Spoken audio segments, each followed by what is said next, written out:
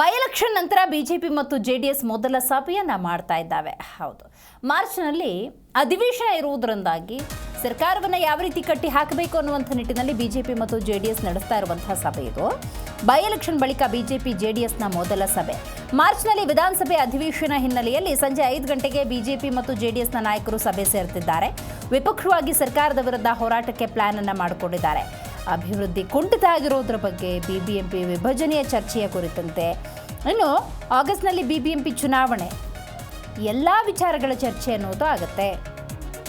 ಇದೆಲ್ಲದರ ಜೊತೆಗೆ ಬಿಬಿಎಂಪಿ ಚುನಾವಣೆಯ ಹಿನ್ನೆಲೆಯಲ್ಲಿ ಅಲ್ಲೂ ಕೂಡ ಮೈತ್ರಿಯನ್ನು ಮುಂದುವರಿಸಬೇಕಾ ಬೇಡವಾ ಅನ್ನೋದ್ರ ಬಗ್ಗೆ ಕೂಡ ಚರ್ಚೆ ನಡೆಯುವಂತಹ ಸಾಧ್ಯತೆ ಇದೆ ಅಂತ ಹೇಳಲಾಗ್ತಾ ಇದೆ. ಹಾಗಾದರೆ ಈ ಸಭೆಯಲ್ಲಿ ಯಾರೆಲ್ಲ ಭಾಗಿಯಾಗ್ತಾರೆ? ಪ್ರಮುಖ ವಿಚಾರ. ಇನ್ನು ವಿಜಯೇಂದ್ರ, ಸದಾನಂದಗೌಡ, ಬಸವರಾಜ ಬೊಮ್ಮಾಯಿ, ಆರ್ ಅಶೋಕ್ ಈ ಪ್ರಮುಖರು ಭಾಗಿಯಾಗ್ತಾರೆ.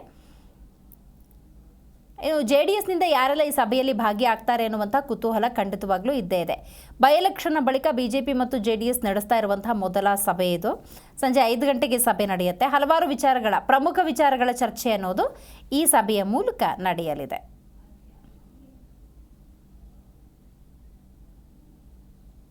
ಯಾಕಂದರೆ ಪ್ರಬಲ ಪ್ರತಿಪಕ್ಷವಾಗಿ ಬಿಜೆಪಿ ಮತ್ತು ಜೆಡಿಎಸ್ನ ರೋಲ್ ಏನು ಅನ್ನೋದು ಬಹಳ ಮುಖ್ಯ ಆಗುತ್ತೆ. ಅಧಿವೇಶನ ನಡೆಯೋದ್ರಿಂದಾಗಿ ಬಿಜೆಪಿ ಮತ್ತು ಜೆಡಿಎಸ್ ಜನರ ಧ್ವನಿಯಾಗಿ ಇಲ್ಲಿ ಹಲವು ಪ್ರಶ್ನೆಗಳನ್ನು ಮಾಡಬೇಕಾಗತ್ತೆ. ಆ ನಿಟ್ಟಿನಲ್ಲಿ ಅಧಿವೇಶನದಲ್ಲಿ ಯಾವ ರೀತಿ ಪ್ರತಿಪಕ್ಷಗಳು ಕಾರ್ಯನಿರ್ವಹಿಸಬೇಕು ಅನ್ನೋದ್ರ ಬಗ್ಗೆ ಇಲ್ಲಿ ಚರ್ಚೆ ನಡೆಯಲಿದೆ. ಇನ್ನು ರಾಜ್ಯದಲ್ಲಿ ಅಭಿವೃದ್ಧಿಯ ವಿಚಾರಕ್ಕೆ ಸಂಬಂಧಪಟ್ಟಂತೆ ಕುಂಠಿತ ಬೆಳವಣಿಗೆ ಆಗ್ತಿರೋದ್ರಿಂದಾಗಿ ಅದರ ಬಗ್ಗೆ ಕೂಡ ಬಹುಮುಖ್ಯವಾಗಿ ಬಿಜೆಪಿ ಮತ್ತು ಜೆಡಿಎಸ್ನ ನಾಯಕರು ಚರ್ಚೆಯನ್ನು ನಡೆಸಲಿದ್ದಾರೆ. ಬಿಬಿಎಂಪಿ ಚುನಾವಣೆ ಇರುವುದರಿಂದಾಗಿ ಮೈತ್ರಿ ಅಲ್ಲೂ ಮುಂದುವರಿಸಬೇಕಾ ಬೇಡವಾ ಅನ್ನೋದರ ಕುರಿತಂತೆ ಕೂಡ ಚರ್ಚೆ ನಡೆಯುತ್ತೆ ಅಂತ ಹೇಳಲಾಗ್ತಾ ಇದೆ. ಪ್ರಮುಖವಾಗಿ ವಿಜಯೇಂದ್ರ, ಸದಾನಂದಗೌಡ, ಬಸವರಾಜ ಬೊಮ್ಮಾಯಿ, ಆರ್ ಅಶೋಕ್ ಸೇರಿದಂತೆ ಬಿಜೆಪಿಯ ಪ್ರಮುಖರು ಭಾಗಿಯಾಗ್ತಿದ್ದಾರೆ. ಹಾಗಾಗಿ ಜೆಡಿಎಸ್ನಿಂದ ಯಾರೆಲ್ಲ ಭಾಗಿಯಾಗ್ತಾರೆ, ಯಾವ ರೀತಿ ಚರ್ಚೆ ನಡೆಯುತ್ತೆ ಅನ್ನೋದು ಬಹಳ ಮುಖ್ಯ. ರೈಟ್, ಈ ಬಗ್ಗೆ ಹೆಚ್ಚಿನ ಮಾಹಿತಿಯನ್ನು ನಮ್ಮ ಪ್ರತಿನಿಧಿ ಜನಾರ್ದನ್ ಹೆಬ್ಬಾರ್ ನೀಡ್ತಾರೆ. ಜನಾರ್ದನ್, ಬೈ ಎಲೆಕ್ಷನ್ ನಂತರ ಬಿಜೆಪಿ ಮತ್ತು ಜೆಡಿಎಸ್ ಸಭೆಯನ್ನು ಮಾಡ್ತಿದ್ದಾರೆ. ಪ್ರಮುಖ ವಿಚಾರಗಳ ಚರ್ಚೆ ಡೆಫಿನೆಟ್ಲಿ ನಡೆಯುತ್ತೆ. ಬಟ್ ಇಲ್ಲಿ ಯಾರೆಲ್ಲ ಭಾಗಿಯಾಗ್ತಾರೆ ಬಿಜೆಪಿ ಮತ್ತು ಜೆಡಿಎಸ್ನಿಂದ, ಯಾವೆಲ್ಲ ವಿಚಾರಗಳ ಚರ್ಚೆ ಅನ್ನೋದಾಗುತ್ತೆ ಜನಾರ್ದನ್? ದಿವೇಶ್ರೀ, ಎರಡೂ ಪಕ್ಷದಿಂದಲೂ ಕೂಡ ಪ್ರಮುಖರು ಪಾಲ್ಗೊಳ್ತಾರೆ. ಕುಮಾರಸ್ವಾಮಿ ಅವರು ಕೂಡ ಜೆಡಿಎಸ್ ಇಂದ ಪಾಲ್ಗೊಳ್ತಾರೆ ಅಂತ ಮಾಹಿತಿ ಇದೆ. ಬಿಜೆಪಿಯಲ್ಲಿ ರಾಜ್ಯಾಧ್ಯಕ್ಷ ವಿಜೇಂದ್ರ ಸೇರಿದಾಗೆ, ಅಶೋಕ್ ಸೇರಿದಾಗೆ, ಬೊಮ್ಮಾಯಿ, ಒಂದಷ್ಟು ಪ್ರಮುಖರೆಲ್ಲರೂ ಕೂಡ ಪಾಲ್ಗೊಳ್ತಾರೆ. ಇಲ್ಲಿ ಬಹಳ ಪ್ರಮುಖವಾಗಿ ಇಷ್ಟು ದಿನಗಳ ನಂತರದಲ್ಲಿ, ಬೈ ಎಲೆಕ್ಷನ್ ಆದ ನಂತರದಲ್ಲಿ ಇಬ್ರು ಸೇರ್ತಾ ಇದ್ದಾರೆ ಎರಡು ಪಕ್ಷದವರು. ಸಾಕಷ್ಟು ವಿಚಾರಗಳ ಬಗ್ಗೆ ಹೋರಾಟ ನಡೆಸುವಾಗ್ಲೂ ಸಹಿತ ಪ್ರತ್ಯೇಕವಾಗಿ ಹೋರಾಟವನ್ನ ಮಾಡ್ತಾ ಇದ್ರು. ಎಲ್ಲವೂ ಕೂಡ ಪ್ರತ್ಯೇಕ ಅನ್ನುವಂತ ಮಾತಿತ್ತು. ಜೆಡಿಎಸ್ ಈ ವಿಚಾರದಲ್ಲಿ ಅಸಮಾಧಾನ ಕೂಡ ವ್ಯಕ್ತಪಡಿಸಿತ್ತು. ಈ ಹಿನ್ನೆಲೆಯಲ್ಲಿ ಅಶೋಕ್ ಅವರು ಖುದ್ದಾಗಿ ಕುಮಾರಸ್ವಾಮಿ ಜೊತೆಯಲ್ಲಿ ಮಾತಾಡಿ ಸಭೆ ನಡೆಸೋಣ, ಅಧಿವೇಶನಕ್ಕೂ ಮುಂಚಿತವಾಗಿ ಸಭೆ ನಡೆಸೋಣ, ಅಧಿವೇಶನದಲ್ಲಿ ಒಂದಷ್ಟು ವಿಚಾರಗಳು ಚರ್ಚೆಗೆ ಬರ್ತಾ ಇದಾವೆ. ಬೆಂಗಳೂರನ್ನ ಡಿವೈಡ್ ಮಾಡೋದು ವಿಚಾರದಲ್ಲಿಯೂ ಕೂಡ ಚರ್ಚೆ ಆಗ್ತಾ ಇದೆ. ಪಾಲಿಕೆಗಳು 5-6 ಪಾಲಿಕೆಗಳಿಗಿಂತ ಹೆಚ್ಚಾಗತ್ತೆ, ಅಷ್ಟೆಲ್ಲವೂ ಕೂಡ ಆಗ್ತಾ ಇರುವ ಸಂದರ್ಭದಲ್ಲಿ ಹೋರಾಟವನ್ನ ವಿಪಕ್ಷವಾಗಿ ನಾವು ಮಾಡಬೇಕಾಗಿದೆ. ಈ ಹಿನ್ನೆಲೆಯಲ್ಲಿ ಸಭೆ ಸೇರ್ಬೇಕಾಗಿದೆ ಅನ್ನೋ ವಿಚಾರವನ್ನು ಹೇಳಿದ್ರು. ಸದನದಲ್ಲಿ ತೆಗೆದುಕೊಳ್ಬೇಕಂತ ವಿಚಾರಗಳು, ಯಾವ ವಿಚಾರಗಳನ್ನ ತೆಗೆದುಕೊಂಡು ಹೋರಾಟ ಮಾಡಬೇಕು ಅನ್ನೋದ್ರ ಜೊತೆಗೆ ಸದನದ ಹೊರಗಡೆನೂ ಸಹಿತ ನಾವು ಹೋರಾಟವನ್ನ ರೂಪಿಸಬೇಕಾಗತ್ತೆ. ದರ ಏರಿಕೆ ವಿಚಾರ ಸೇರಿದಾಗ ಹಲವಾರು ವಿಚಾರಗಳಿದ್ದಾವೆ. ಎಲ್ಲದರ ಬಗ್ಗೆ ಕೂಡ ಹೋರಾಟ ರೂಪಿಸಲಿಕ್ಕೆ ಮತ್ತು ಪಕ್ಷ ಎರಡೂ ಕೂಡ ಒಂದೇ ಎನ್ಡಿಎ ಕೂಟದಲ್ಲಿ ಇದ್ರೂ ಸಹಿತ ಪ್ರತ್ಯೇಕ ಅನ್ನೋ ರೀತಿಯಲ್ಲಿ ಬಿಂಬಿತವಾಗ್ತಾ ಇದೆ. ಆ ರೀತಿ ಆಗದೇ ಇದ್ದ ಹಾಗೆ ನಡ್ಕೊಳ್ಳುವಂತ ನಿಟ್ಟಿನಲ್ಲಿ ಮುಂದೆ ಹಲವಾರು ಕ್ರಮಗಳನ್ನ ತೆಗೆದುಕೊಳ್ಬೇಕಾಗಿದೆ ಅನ್ನೋ ಕಾರಣಕ್ಕಾಗಿ ಇವತ್ತು ಸಭೆಯನ್ನ ಕರೆಯಲಾಗಿದೆ. ಸಭೆ ಸಂಜೆ 5 ಗಂಟೆ 5:15 ಅಷ್ಟೊತ್ತಿಗೆ ಆರಂಭ ಆಗತ್ತೆ. ಎಲ್ಲಾ ವಿಚಾರಗಳು, ಪಕ್ಷದ ಆಂತರಿಕ ವಿಚಾರಗಳು ಸಹಿತ ಈ ಸಂದರ್ಭದಲ್ಲಿ ಚರ್ಚೆ ಆಗುವಂತ ಸಾಧ್ಯತೆ ಇದೆ.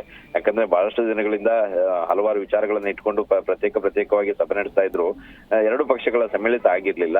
ಇವತ್ತು ಆ ಕೆಲಸವನ್ನ ಮಾಡುವಂತ ಪ್ರಯತ್ನವನ್ನ ಎರಡು ಪಕ್ಷದ ನಾಯಕರು ಮಾಡ್ತಾ ಇದ್ದಾರೆ. ದಿವ್ಯಶ್ರೀ, ಇಂಥ ಸಭೆಗಳನ್ನ ಮಾಡಿದಾಗ ಬಿಜೆಪಿ ಜೆಡಿಎಸ್ ಅನ್ನ ಅಷ್ಟಕ್ಕಷ್ಟೇ ಸರಿಯಾಗಿ ಪರಿಗಣಿಸೋದಿಲ್ಲ, ಇಂಥ ಒಂದು ಆರೋಪಗಳಿತ್ತು. ಈ ನಿಟ್ಟಿನಲ್ಲಿ ಸರಿಯಾದಂಥ ಇನ್ವಿಟೇಷನ್ಗಳ ವಿನಿಮಯ ಅನ್ನೋದಾಗಿದೆಯಾ? ಸರಿಯಾದ ರೀತಿಯಲ್ಲಿ ಮಾತುಕತೆ ನಡೆದಿದೆಯಾ ಆಹ್ವಾನಕ್ಕೆ ಸಂಬಂಧಪಟ್ಟಂತೆ ಜನಾರ್ದನ್?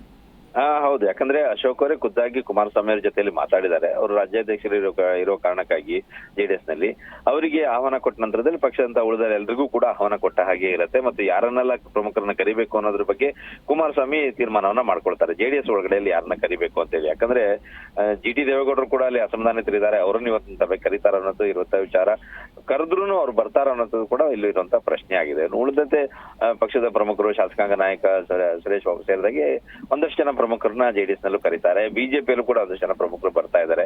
ರೆಬೆಲ್ಸ್ ಹೊರತುಪಡಿಸಿ ಉಳಿದರೆಲ್ಲರೂ ಕೂಡ ಇದರಲ್ಲಿ ಪಾಲ್ಗೊಳ್ತಾ ಇದ್ದಾರೆ. ಇನ್ನೊಂದು ವಿಚಾರ ಅಂದ್ರೆ ಬಿಜೆಪಿಯಲ್ಲೂ ರೆಬೆಲ್ಸ್ ಇದ್ದಾಗೆ ಜೆಡಿಎಸ್ ನಲ್ಲಿ ಸಂತೋಷ್ ಅವರು ಬಿಜೆಪಿಯ ರೆಬೆಲ್ಸ್ ಟೀಮ್ ಜೊತೆ ಗುರ್ಸ್ಕೊಂಡಿದ್ದಾರೆ. ಅವರು ಇವತ್ತಿನ ಸಭೆಗೆ ಬರ್ತಾರಾ ಅನ್ನುವಂತ ಇರುವಂತ ಕುತೂಹಲ. ಆದ್ರೆ ಅವರು ಯಾವುದೇ ಶಾಸಕರು ಅಲ್ಲ, ಮಾಜಿ ಶಾಸಕರು ಅಲ್ಲ. ಆ ಕಾರಣಕ್ಕಾಗಿ ಅವ್ರನ್ನ ಕರೀತಾರೋ ಇಲ್ಲೋ ಗೊತ್ತಿಲ್ಲ. ಒಟ್ಟಿನಲ್ಲಿ ಎರಡೂ ಪಕ್ಷದ ಪ್ರಮುಖರು ಬರ್ತಾರೆ. ಪಕ್ಷದ ಆಂತರಿಕ ವಿಚಾರ ಸೇರಿದಾಗಿ ಸರ್ಕಾರದ ವಿರುದ್ಧ ಹೋರಾಟದ ಕುರಿತಾಗಿ ಇವತ್ತಿನ ಸಭೆ ನಡೀತಾ ಇದೆ. ಥ್ಯಾಂಕ್ ಯು ನಿಮ್ಮೆಲ್ಲ ಮಾಹಿತಿಗಾಗಿ ಜನಾರ್ದನ್.